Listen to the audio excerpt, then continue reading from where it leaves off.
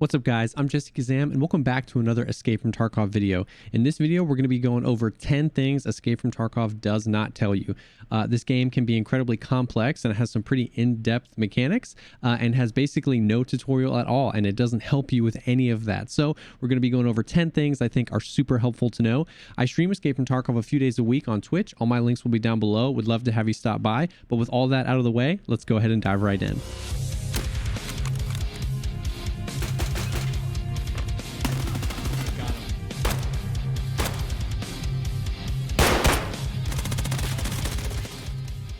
So the first tip is when you repair an armor or anything in the game, you can actually repair with multiple different traders. So right here we see Purpur, and that's what most people use. But if you click this drop down, you can repair with Skier or Mechanic. Skier and Mechanic are going to repair that item to a higher overall durability. Skier will repair better than Purpur. Mechanic will repair better than Skier. The thing is there's a pretty significant price difference, 10K to 17K to 25K. Now, sometimes this can be more significant than other times. Sometimes you flip through these and you're like, man, there's the durability difference is so minimal, it's not worth doing at all. And sometimes it can be a pretty significant difference. And if it's an item that you want to get a lot more value out of, like a high value armor or something like that, it might be worth paying the extra money. What's happening here is the material that an armor is made out of will repair. Some materials repair better, some materials repair worse. So in this case, the ceramic, it doesn't repair very well anyway, so I might not spend the extra money, but that is there for you and you can check those price differences. Tip number 2 is similarly, when you insure an item, whether you're insuring, before you go into a raid or by right-click insure, this same thing applies. You can insure with Purpur or you can insure with Therapist. Now, the benefit is we see here, Purpur, that item is going to come back to you between 20 and 29 hours. And Therapist, that item is going to come back to you between 10 and 20 hours. So you're going to get that item sooner. Also, the dev team has been messing with, when insuring with Therapist, it remains in your messenger for a longer period of time. So we know that if you insure something with Purpur and you don't, like if you insured it and you played on Saturday and then you don't get to play again until Tuesday and there was something in the insurance, that is going to have expired and you're not going to be able to claim that. And they've been tinkering around with insuring via Therapist. You have days to pick that up instead of just like 24 hours. That may be subject to change, but it's something that the game doesn't really tell you, and it is here. If anything, it helps you get those items faster if you know you're going to be playing a lot. The third tip is how to tell if a scav that you killed and are looting in a game is a player scav or a AI scav. And the easiest way to do that is with this pouch slot here. So if I take this away and we see this pouch slot, it just says pouch. It has this little image here, but it doesn't have anything there. If you go to loot a scav and underneath the backpack, there is this pouch slot that looks exactly like this. There is no pouch. That was a player scav. But if it was an AI scav, this won't even be here. It'll just say tactical rig, pockets, and backpack. And then the fourth tip is tasks level you fastest. I know a lot of new players to the game are wondering how to level up their characters as fast as possible. And if we go to the task section of Purpur, you can see right at the beginning here, debut only gives me 600 XP. But as you start to go further down, we see 20,000 XP for completing this task, 19,000 XP, 30,000 XP, 20,000 XP. Pestily did a lot of research on this, and this is absolutely the fastest way to level your character. Unless you're a god at Tarkov and you can just grind factory or grind labs 24/7 and just kind of grind XP that way. The tasks are a great way to get money, get rewards, unlock items, level up your traders, and they're absolutely going to level your character up the fastest. Number 4 is actually that your guns can jam in Escape from Tarkov. So just like there's an armor mechanic that shows you how much durability something has, that's also here with your weapons. Now, 38.6 out of 100 is actually the lowest durability I could find in Escape from Tarkov right now on the flea market and anything, and I'm not good enough to use a gun this many raids. It definitely would take using a gun for 10, 15, 20 raids to get something down to 10 or 20 durability. And even at 38.6 here, the gun isn't jamming, so I can't show you that animation. But if I got this gun down to 20 durability or so, the gun will start to jam regularly, and you have to clear that. And the aim and accuracy is crazy off. It's just out of control. I actually, in a previous wipe, had an encounter where I bought a gun that I needed for a quest off the flea market, and it was something that somebody had used all the way down to almost no durability, and I took that into a raid and found out the hard way that your guns can jam in Escape from Tarkov. You can repair these just like anything else using that tip, using the different traders, but just keep an eye on that, and that's just a little fun fact. Tip number 6 is that you can actually zero the guns in Escape from Tarkov. So when I ADS with this scope, you see down in the bottom right hand corner, it pops up with a 50.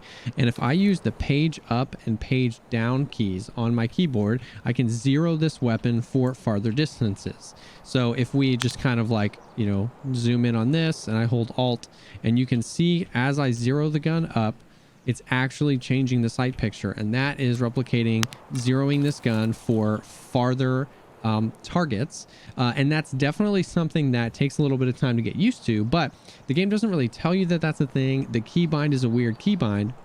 But if you want to get used to that, when you're long range sniping, this is going to help you not have to raise your reticle so high above a target and account for that bullet drop for them to hit their head.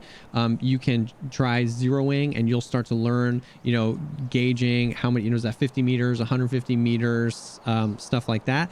As a quick side note to that, currently the FOV in Escape from Tarkov can kind of be a little screwy with zeroing your weapons. If you play at max FOV, which is 75, which is what I play on, it can be a little weird, but if you want to get used to that, if you like that mechanic better, I know a lot of people, even though it still has to be tinkered with, people still rather play that way.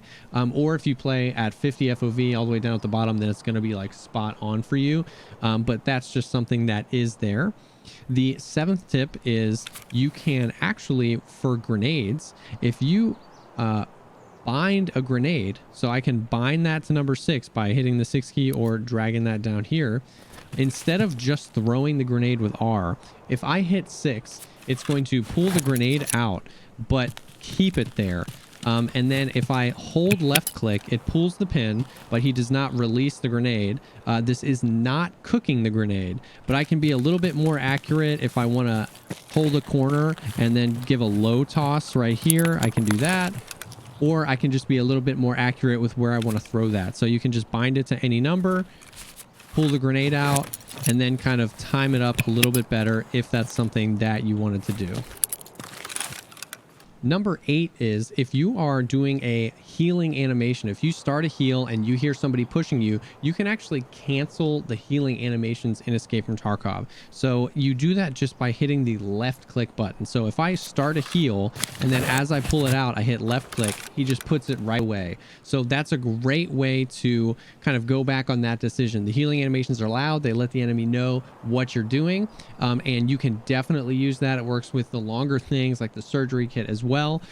You would just start your heal and then immediately just press left click and he's going to put that away. That can be super helpful. I've even seen people use that to bait people to push them by starting a heal, putting it away, and then being ready for that fight. But oftentimes it's more so used in a defensive way when you hear somebody coming that maybe that you didn't know was there, or somebody that's pushing you because they know you're healing. You can put that away and get right back into it. Number 9 is that there is a ton of control that you have as a PMC over the speed of your character's movement. So I'm actually going to pull my cam away right now, because in the bottom left, you can see all that information right there. You've got a model of your character, you've got the noise meter, you've got your stamina bar, and then you've got a little meter over there on the left. So by scrolling your mouse wheel down, you are adjusting how fast you're walking. So every single one of those white dots is a different speed that your character can move. So as I'm walking, if I scroll that down to halfway, I slow down a little bit. If I scroll it down all the way, I slow down a lot. And you can notice in the far bottom left, that little speaker icon, as I get faster, you start to see one little dot next to it, then 2, and that is letting you know how much noise you're making. Now, the same thing can be done with how tall your character is and how much you want to crouch. So all of those dots on the left-hand side, the vertical bar, are all different height stances that you can have. So if you hold C and scroll your mouse wheel, the same thing, all of these tiny intervals that are all the way between a full crouch and standing up. So just by pressing C, you're going to go to a full crouch. And by pressing C again, you're going to go all the way up. But in this instance, if somebody was right here, I can actually hold C and go up just a little bit and start engaging, or up all the way. So there is an absolute ton of control that you have over the movement speed. There's a ton of little white dots. So just C is going to crouch, and then caps lock. If you hold down, you can set it to toggle or to hold, but if I hold down caps lock, it snaps my movement speed all the way down to the lowest. So that's a really fast way for me to just hold caps lock and go crouch. I'm moving as slow as possible. I let go of caps lock and start moving again, and I'm going as fast as possible. So there's an insane amount of control that you have there. Number 10 is that there are different ways for you to tell which of the potential extractions are open or available to you.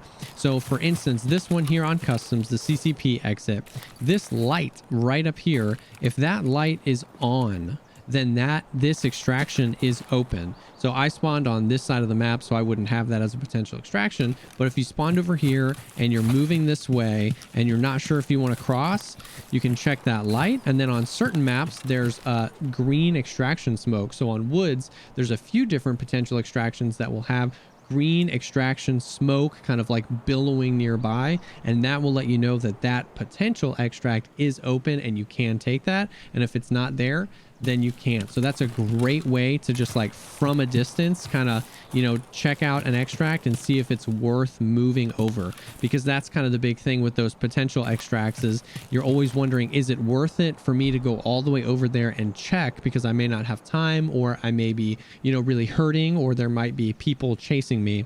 And so being able to kind of like run and from a distance check if these extractions are open, that can be a huge help. So that's really it. Those are 10 things that Escape from Tarkov doesn't tell you. I hope that you learned something. I hope that this information is valuable, and I hope that this is going to help you in some way or another survive some more raids. Thank you all so much, as always, for taking the time to check out this video. If you have any questions about any of these tips, or if there's any guides you'd like to see me make here in the future, please drop a comment down below. Like the video if you liked it, and think about subscribing for more content like this. I'm always trying to create Escape from Tarkov content that helps shorten the learning curve of the game and get you and your raids having fun as soon as possible. So thank you again for stopping by, and I'll see y'all on the next one.